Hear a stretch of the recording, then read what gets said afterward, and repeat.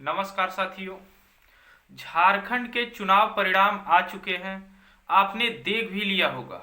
लेकिन क्या आप जानते हैं कि झारखंड में महाराष्ट्र की तरह विपक्ष का सफाया नहीं हुआ है। झारखंड में बराबर बराबर की लड़ाई थी। अगर हम बात करें तो एनडीए और इंडिया में कांटे की टक्कर भी दिखी। भारतीय जनता पार्टी ने जेएमएम और कांग्रेस के गठबंधन को बहुत टक्कर दी, लेकिन उसी जगह महाराष्ट्र में इंडिया एनडीए को टक्कर ही नहीं दे पाया। शुरू से ही लेकर अंत तक इंडिया एनडीए से पीछे था। जबकि वहीं झारखंड की हम बात करें तो झारखंड में जेएमएम और कांग्रेस, आरजेडी और सीपीआईएम चारों मिलकर साथ इंडिया के रूप में लड़े थे और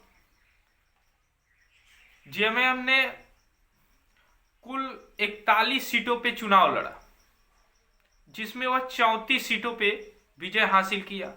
जबकि कांग्रेस 29 सीटों पे चुनाव लड़ा और 16 सीटों पर विजय हासिल किया कि 15 की 16 सीट है ऐसा।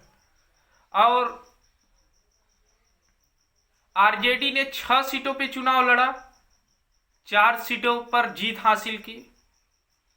सीपीआईएमएल 4 सीटों पे चुनाव लड़ा और 2 सीटों पर जीत हासिल की।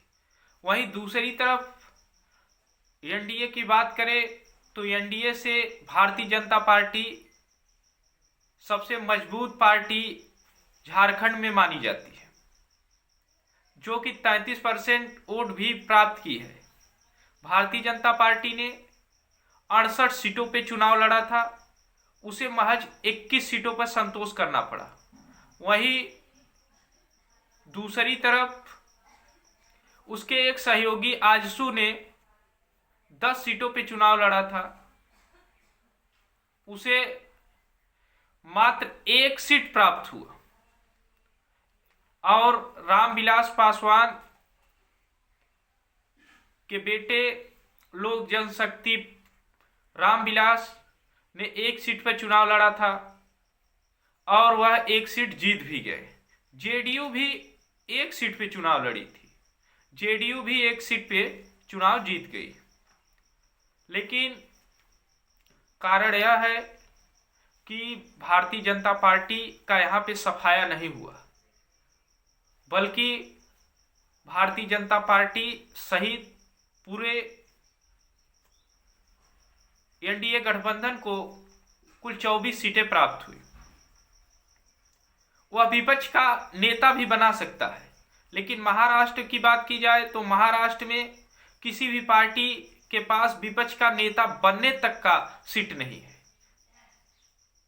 पूरी तरीके से महाराष्ट्र में विपक्ष का सफाया हो चुका है।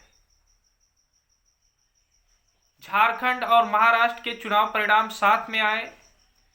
एक राज्य में एनडीए और दूसरे राज्य में इंडिया की सरकार बनी।